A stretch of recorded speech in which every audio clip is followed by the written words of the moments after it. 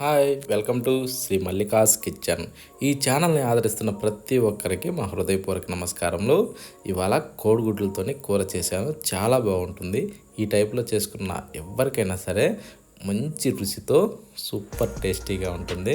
చూడండి, వేడి వేడి అన్నంలోకి కానీ దేంట్లోకైనా సరే పర్ఫెక్ట్గా సెట్ అవుద్ది. బిర్యానీలోకి కానీ, రైస్లోకి కానీ, రోటీలోకి దేంట్లోకైనా సరే చాలా బాగా కుదురుతుంది అన్నట్టు.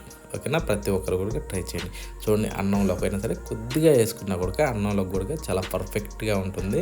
కోడిగుడ్డు కూడా లోపల వరకు కూడా ఈ మసాలాలు పోయి సూపర్ టేస్టీగా ఉంటుంది. ప్రతి ఒక్కరు కూడా ట్రై చేయండి. ఈ విధంగా చేసుకున్న ఎవరికైనా సరే మంచి రుచితోనే సూపర్గా కుదురుతుంది. ఓకేనా, మన ఛానల్లో నాన్ వెజ్కి సంబంధించిన ప్రతి ఒక్క ఐటము వస్తూ ఉంటుంది. చికెను, మటను, చేపలు, కోడిగుడ్లు ఇలాంటి అన్నీ కూడా మంచి రుచితో మన ఛానల్లో వస్తూ ఉంటాయి. ప్రతి ఒక్కరు కూడా చూడండి. కొత్త వాళ్ళైతే చూసి నేర్చుకోండి, పాత వాళ్ళైతే ఎంజాయ్ చేయండి. ఓకేనా, మన వీడియోలోకి వెళ్దామా. ముందుగా స్టవ్ ఆన్ చేసి ఒక బౌల్ పెట్టుకుందాం. బౌల్ పెట్టుకున్నాక అందులో కాసిన నీళ్ళు పొద్దాం. అంటే కోడిగుడ్లు ఉడకటానికి ఎన్ని అవసరం అన్ని నీళ్ళు. ఇప్పుడైతే నేను ఒక 6 కోడిగుడ్లు తీసుకున్నాను. అంటే 6 కోడిగుడ్లు మందం ఉడికే నీళ్ళు అందులో ఉండాలి. అప్పుడేంటంటే గుడ్డు ఫ్రీగా తిరిగే విధంగా ఉండాలన్నట్టు. అప్పుడు ఏంటంటే బాగా ఉడుకుతాయి. అందులోకించి ఒక స్పూన్ సాల్ట్ వేసి మూత పెట్టి ఒక 10 నిమిషాలు అలా ఉడకనిద్దాం. చూడండి, గుడ్లు ఉడకటానికి చాలా ఫ్రీగా ఉంది కాబట్టి నెంబర్ 1గా ఉడికాయి.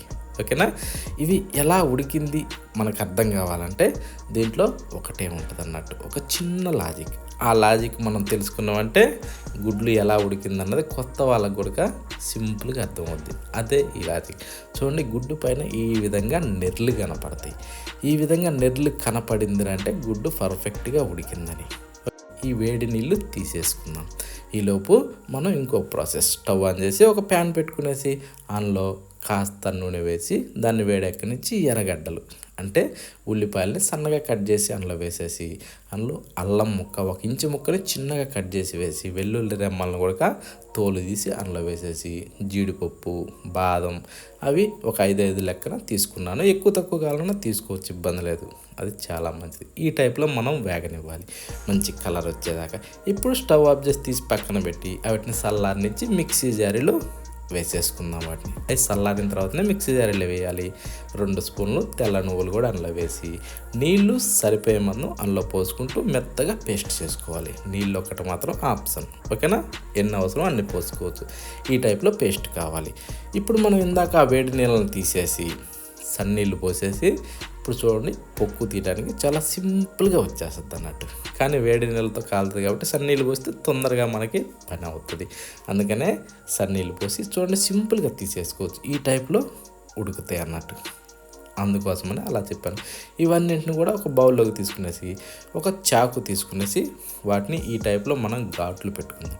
ఈ ఘాట్లు కూడా ఎందుకంటే ఈ కోడిగుడ్ల లోపలికి ఆ కూర అంతా పోయి మంచి రుచి వస్తాయి. అందుకు ఇప్పుడు స్టవ్ ఆన్ చేసి అదే ఫ్యాన్ పెట్టేసి అందులో కొద్దిగా నూనె వేసి కొద్దిగా చిటికెడు పసుపు, చిటికెడు కారము, చిటికెడు సాల్ట్ ఇవి మూడింటిని కూడా కాస్త అలా మిక్స్ చేసుకోవాలి.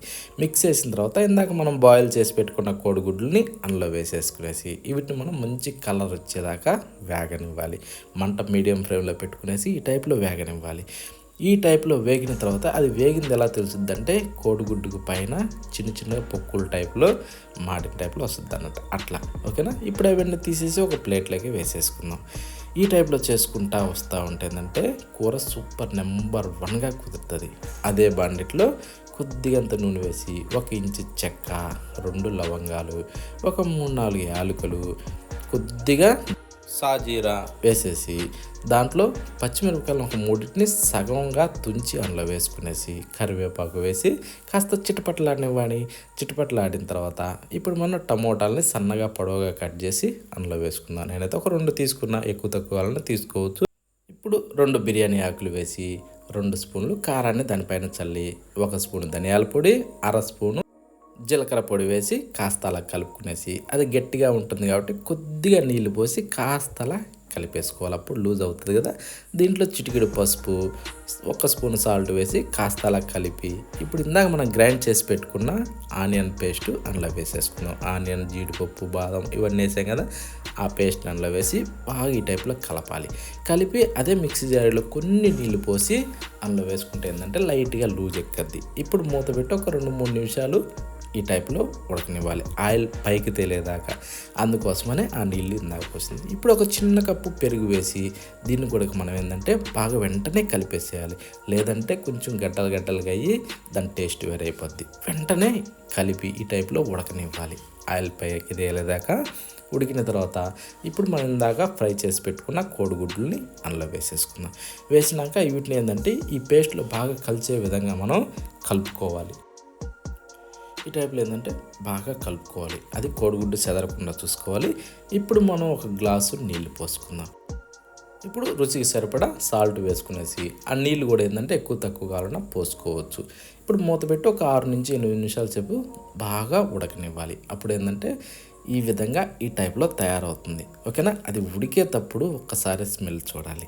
ఇప్పుడు మీదకించి కొద్దిగా గరం మసాలా వేసి దాన్ని కాస్త అలానేసి ఇప్పుడు మీదకించి కొత్తిమీరను కూడా చల్లుకుందాం. గరం మసాలా వేసినప్పుడు కొద్దిసేపు అలా ఉడకనివ్వాలి. ఇందాక మనం ఆ ఉడికేటప్పుడు ఆ స్మెల్ వస్తుంది. మటన్ కూర ఉడకతుంటే ఎలా స్మెల్ వస్తుందో ఆ టైప్లో వస్తుంది. అంత బాగుంటుంది అన్నట్టు. ప్రతి ఒక్కరు కూడా ట్రై చేయండి. అది ఉడికేటప్పుడు మాత్రం ఒకసారి ఆ స్మెల్ను ఆస్వాదించండి, అది ఉంటుంది, అంత బాగుంది అన్నట్టు. ఓకేనా. ప్రతి ఒక్కరు కూడా ట్రై చేస్తారు కదా. ఇప్పుడు ఇంకా స్టవ్ ఆఫ్ చేసేసుకునేసి ఒకసారి చూసుకుందాం మనకి గ్రేవీ ఎంత అవసరము.